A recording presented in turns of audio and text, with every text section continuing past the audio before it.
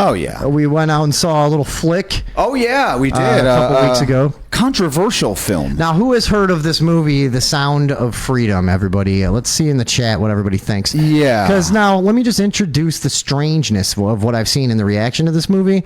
It's beyond strange. A lot of people are taking this movie very weirdly, and of course, like most things in this country, it's becoming needlessly politicized. So, anecdotally, I've ran into a few people who have told me, hey, I mentioned that movie to my brother, my cousin, whoever, and they came back with this, like, what are you, fucking crazy? Yeah. Conspiracy, QAnon shit? Okay, so it's very bizarre. So we start to see all this reaction to this movie, and we think, so naturally, we're like, let's we're gonna go see it ourselves. Now, this is where going to the movie with Vinny. Now, first of all, folks, we're not dating. Mm-hmm. Okay, so just let's not jump to conclusions or not anything. by lack of trying on my part, but Tom is playing hard to get. I am just too fucking pissed. He's too fucking masculine right now. Wait till I get him to eat. If I need more soy in my diet. If I can get some PCBs in there, I might have a shot. Get some juice boxes going. Some estrogen mimickers. Going to the fucking movies with Vinny is nothing short of a catastrophe almost. Here's what it is. A lot of people don't understand this. It's a test. That's what it is. Okay? And I'm part of it. I know what's going on. No, let me explain. I've been to a movie since God knows when. Years. I don't know how to fucking go to a movie anymore. Tom wants to go, of course, to the theater 1 foot from his house because that's the only places we can go. So we go 1 minute over to this downtown theater. All right, wait a minute. Let me back There's out no of that. parking, first of all. Hold on. What? But we had other shit to do at my house. That was the thing. Yeah, we did. So, yeah, it's true. But also, he's right. I live in a 5-block radius about 90% of my life right now. And always. He's in the final circle of Fortnite all the time. Yes. He can't fucking leave. Just in case the storm closes. Right. So now we're in this fucked up downtown area. There's no parking. I don't know how to go to a movie. I don't know how to do anything. I think that you can just leave for things at the time that they start. Yeah. So I go to, and I'm thinking. But also you're like, oh wait, I got to get something to eat. What is there hungry. to eat over here? I'm like, dude, it's like 20 minutes to the movie. Here's the other problem. I need to get, before I go into a movie, I need to get so fucking stoned that I don't have to worry that I might get unstoned in 20 minutes. You know what I mean? I need to be way too stoned at the start so that somewhere around the middle of the movie, I'm having a good time. And then, that's just how I do it. So I haven't been to one of these fucks in years. And Tom gets there ahead of me. He's like, it's fucking starting. I'm going inside. I'm like, dude, I'm trying to find a parking spot, blah, blah, blah. So I finally make it in there. Now, I texted him. I was like, I'm in E8 or whatever. E6, I remember. E6. And I'm like, there's only like 3 seats left. Now, here, let's go back to one thing. This was supposed to be a movie that nobody was seeing, or it was like not, there was not a fucking seat available. All the hype is the theaters are empty, this and that, blah, blah, blah. Nobody likes it, There was 2 seats when I got in there. And no, there was 3 seats. And so anyways, I text him. I'm like, all right, I'm in E6. Now this is the final row all the way at the top. And 6 in. Okay, I didn't know that. Pretty easy. So, okay, well, first of all, I looked at it. I was like, that must be a section. And so I didn't know what the fuck. I thought that these things had turned into like stadium seating. Yeah. They're all recliners. It's dark as shit in there. It is very dark. And followers of the show know I don't really be seeing. So, like, I come from the bright light of the daytime outside. I come in. First of all, I don't know how to get a fucking ticket. I realized that when I stepped in there, I'm like, I don't know what to do. So I'm at this kiosk thing. I'm panicking. I got tunnel vision. I'm looking at the thing. Because you just got so fucking high that you can't function. And now I'm panicking and I'm late. So I'm like, this is a story of my life, really. And I'm trying to use this touchscreen thing. Nothing is fucking happening. There's signs everywhere. I didn't read every single sign. Finally, I see a sign that's like, get your ticket at the concession stand. What? Okay. Yeah. That was never a thing. The tickets are made out of popcorn now. Yeah. It's nice. The whole thing is a house of cards.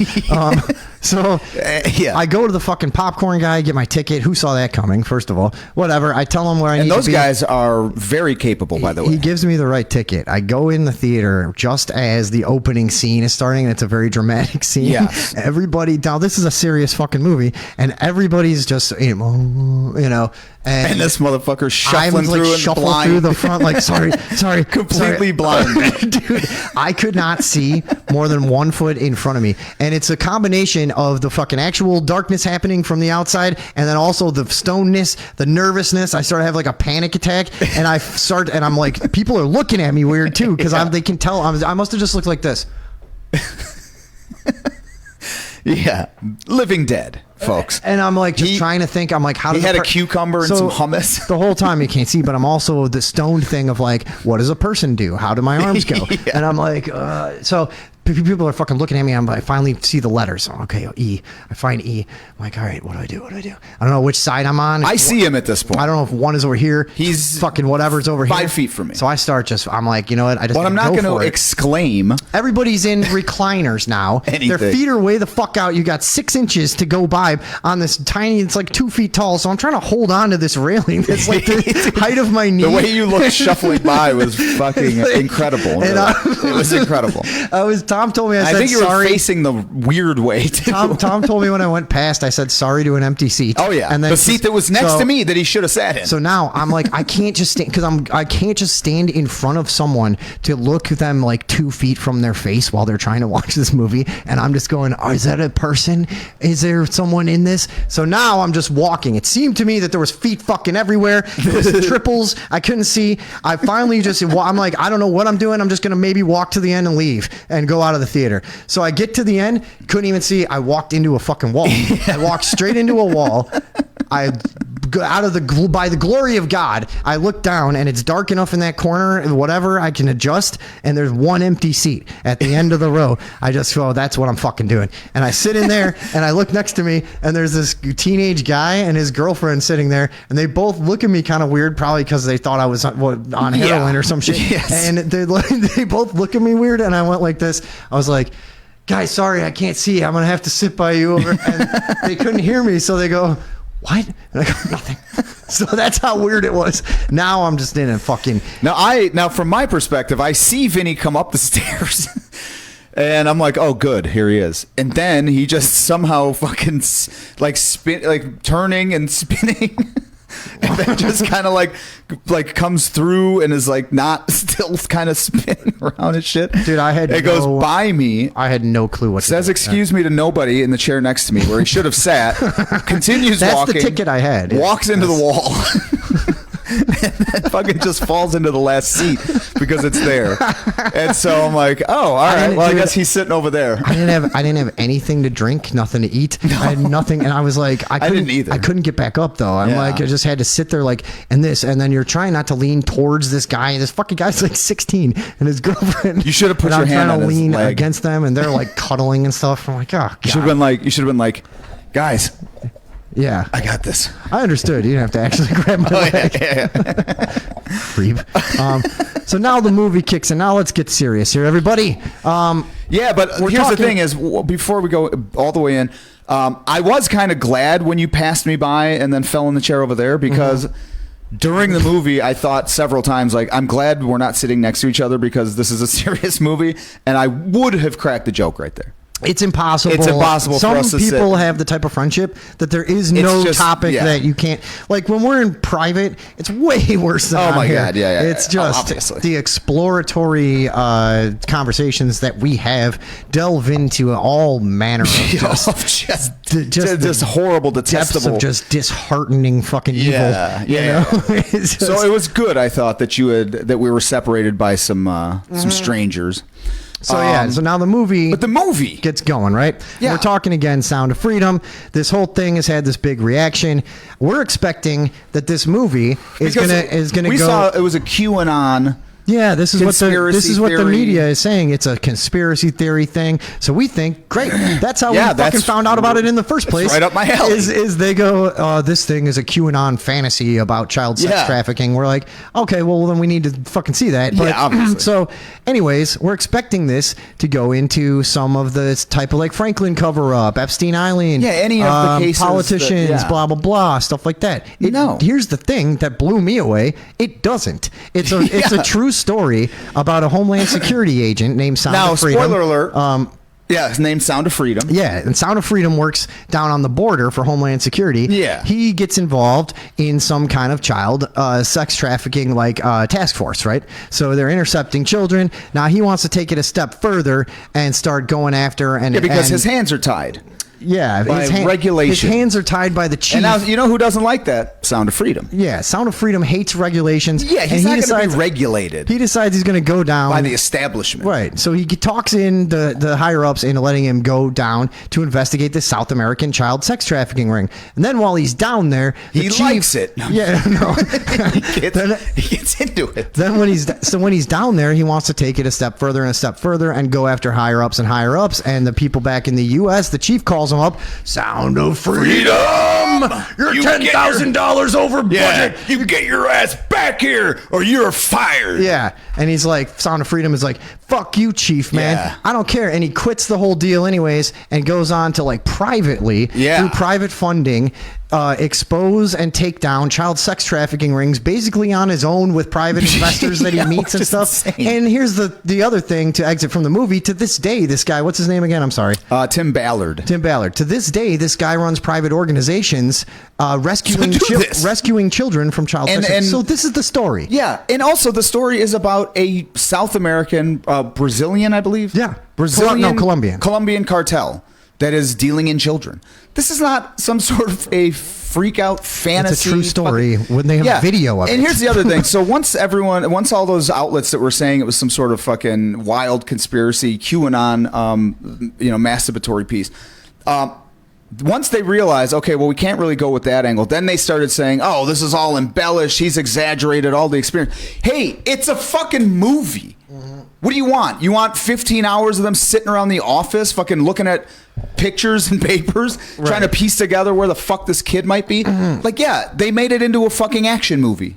I'm not gonna. It's not a documentary. If it was a documentary, I'd be like, well, what is this? Even if it was a documentary, no, it's there's like lots in of Silence of the Lambs. You don't want them to go to the library and find the thing right away. You wanted to see Clarice sit there for 6.5 hours. Yeah, finding like she actually would have had to. Yeah, it's just you want to see the research behind it. It takes you right out of it. That's the problem. That's so stupid. It's the dumbest criticism, though. Yeah, they're like, oh, this is all. Not made up, but it's like super exaggerated. Like, no shit. What? Okay, so after seeing the movie, here's what I realized. If you have any sort of knee-jerk, opposition to this film, which I would guess that 90% of people opposed to it or talking shit about it or whatever, haven't seen it, don't know anything about it, go see don't know what the fuck, and all they hear is child sex trafficking. Well, that's a QAnon conspiracy theory. What? Hold on. When? You know Since what? Yeah. Okay, so anyone who's blatantly kind of objecting to this movie and its message, you couldn't be more transparently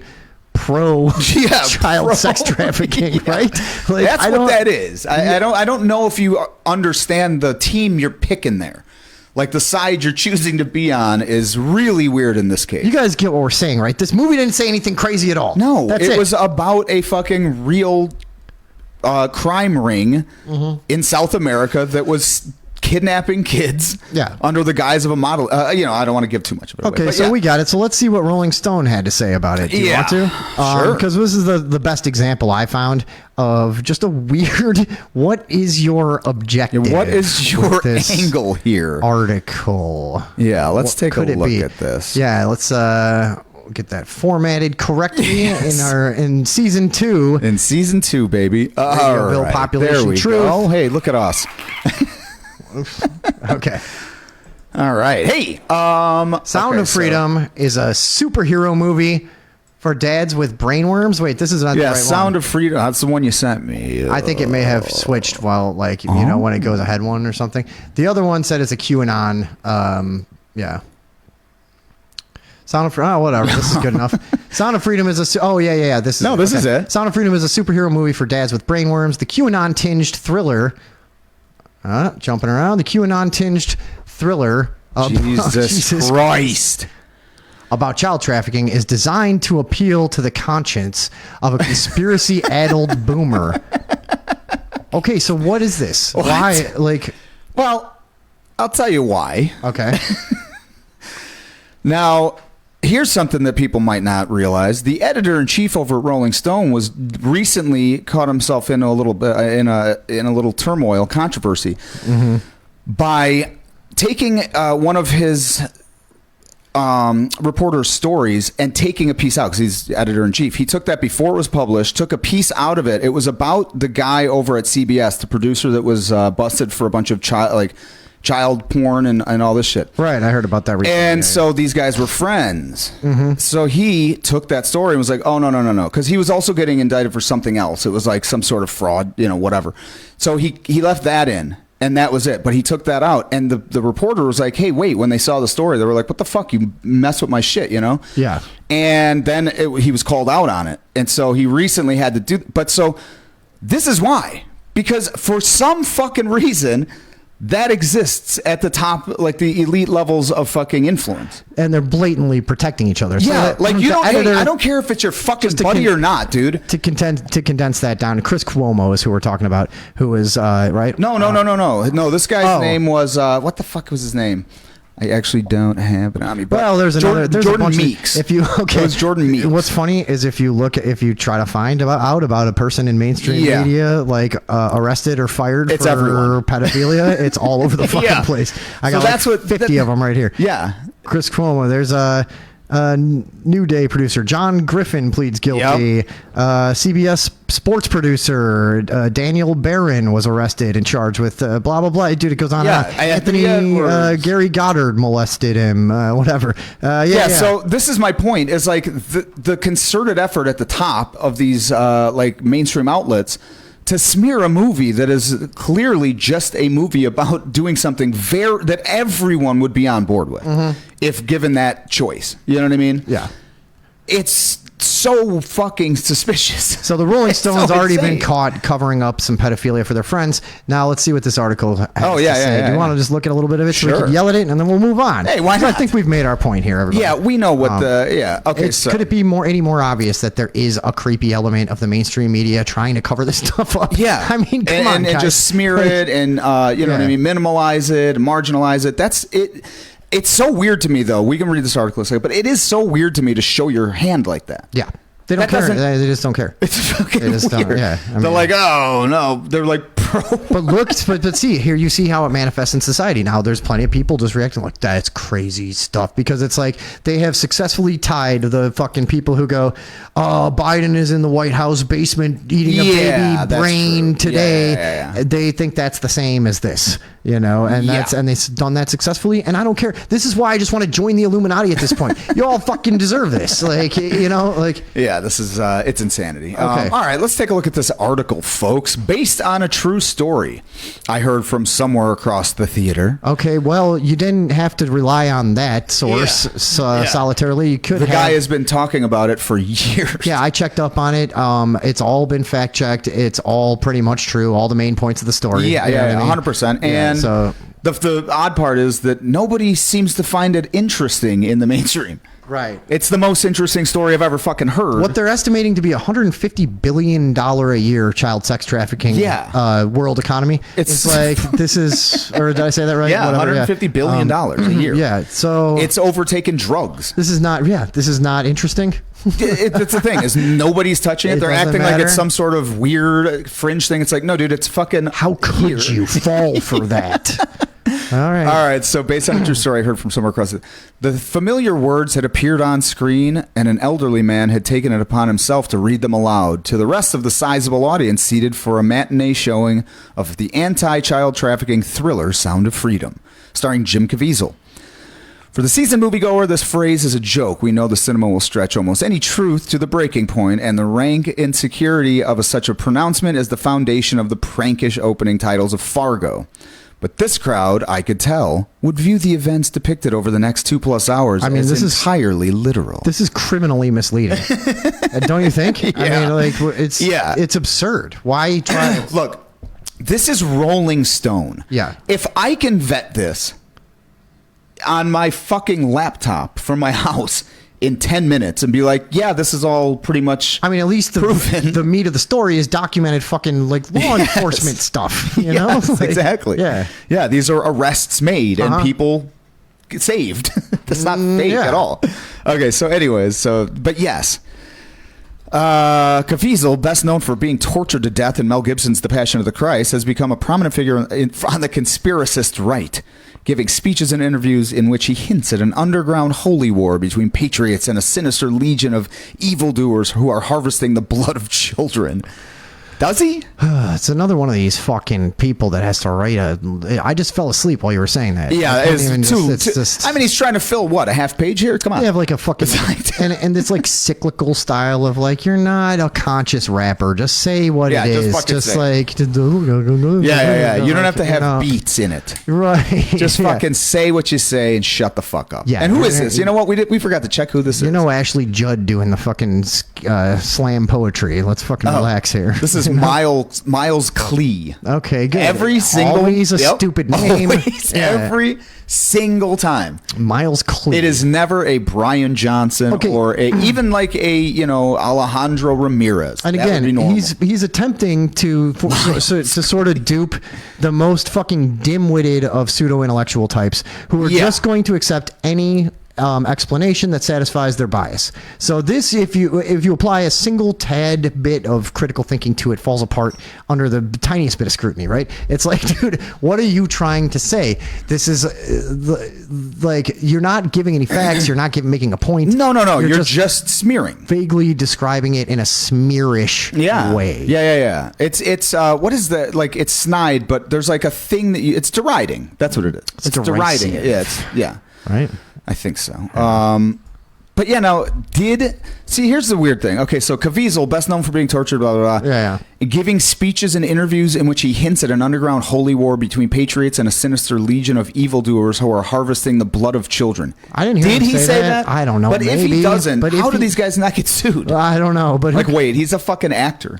Who cares if he did say that? Also, not that far off. I know. It's straight up QAnon stuff, right down to his. Okay, but also he's not talking about anything said in the movie. So that's whatever. Jim Caviezel at the end of the movie, there is like a message from him where he has like an appeal to, hey, spoiler alert, this is a really big problem, basically. Yeah, you can help us raise awareness. That would be awesome. Now they do say there's a bit of a Christian tinge to that movie. And to Tim Ballard and to Jim Caviezel. That's undeniable. Yeah, they're straight up like Christians, yeah. I think Tim Ballard's a Mormon, actually. I think he's part of the Latter-day Saints. Oh, well, whatever he's doing it's fine. That's the thing, is I'm like, well, all right, go save the kids, dumb fuck. So his catchphrase is, "The storm is upon us." Here he gets to act out some of that drama by playing a fictionalized version of Tim Ballard, head of the anti-sex trafficking nonprofit operation Underground Railroad, in a feature film that cast the operator as a Batman-style savior for kids sold into the sex trade.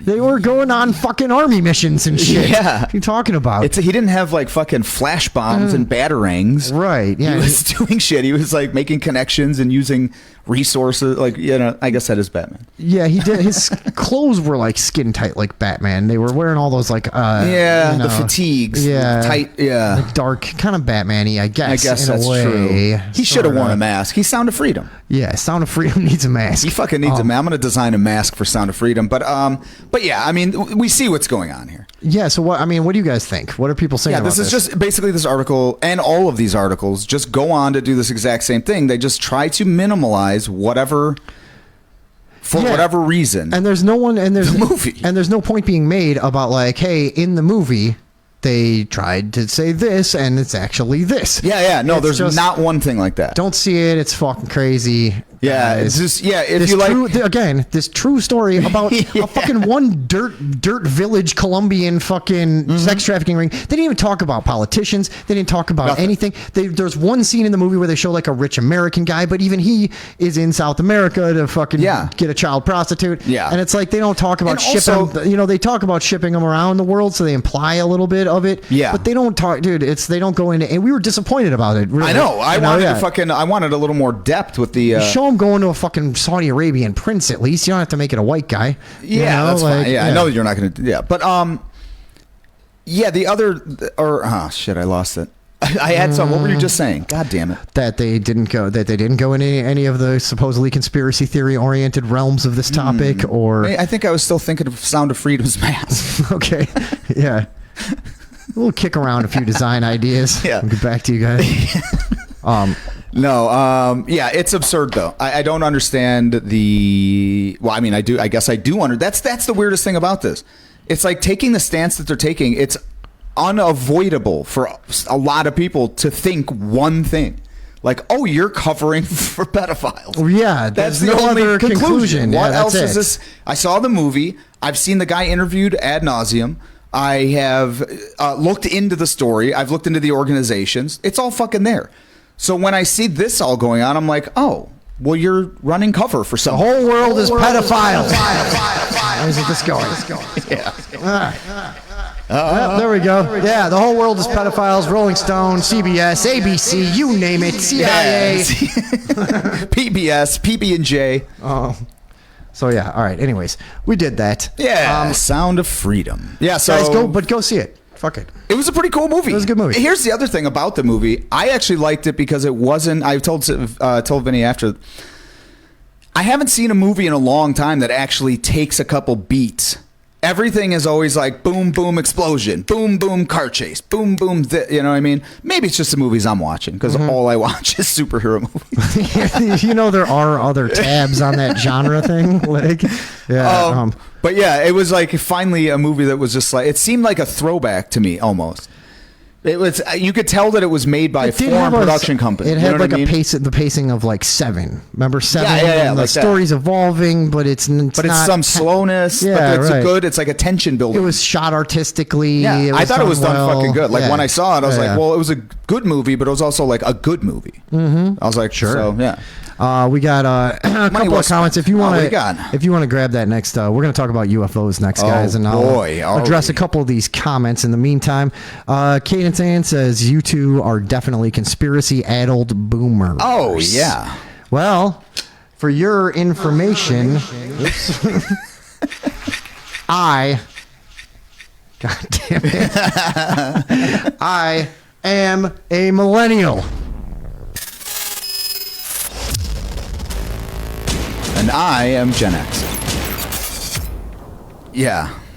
I wish I was a fucking boomer. Greatest Gen. Jeremy Virgin says, I dig the new background, but I secretly want a shark to come behind y'all and bump the glass. That may happen. Is it frozen again? No, No, good. it's going. Connie Villarreal. These articles are insane. Yeah, the mainstream media don't want to touch this, but y'all ain't ready for that conversation.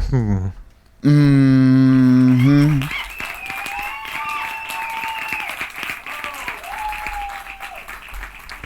Andrew says, feed those fish. Shut up. Yeah, you Critchlow. Yeah, Who all right. let him in?